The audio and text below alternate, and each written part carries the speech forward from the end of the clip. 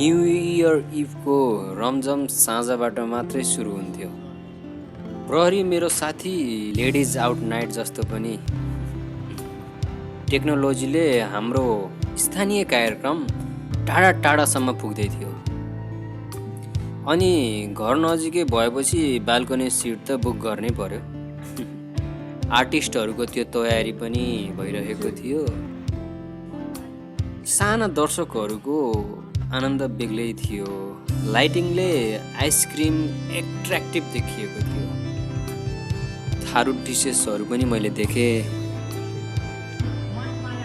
Family dinner गर्ने मौका रिता दिदीलाई मिल्यो। अनि गन्नेका रस खुवाउँदै लालु यादव सेलरोटीले मलाई हेरिरहेका रहेछ। बबल टी किन्दा यो भाइको फोन नम्बर फ्रीमा पनि पाइन्थ्यो। भ्याइ नभ्याइ थियो।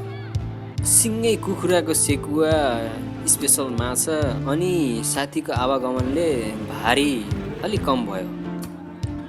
अनि रात्रिकालीन ढुवानी सेवा चलिरहेको थियो। थारू डान्स त कसलाई मन पर्दैन र? अनि दर्शकहरू रम्दै हुनुहुन्थ्यो भने स्टेज पछाडि छुट्टै इन्भाइरोमेन्ट थियो।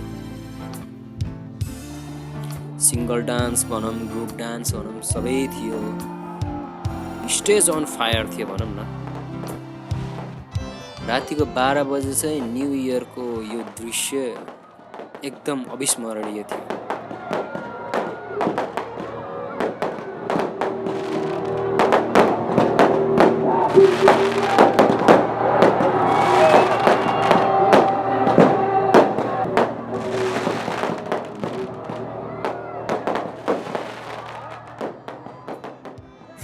समयको पनि त्यो कस्तो धैर्यता है।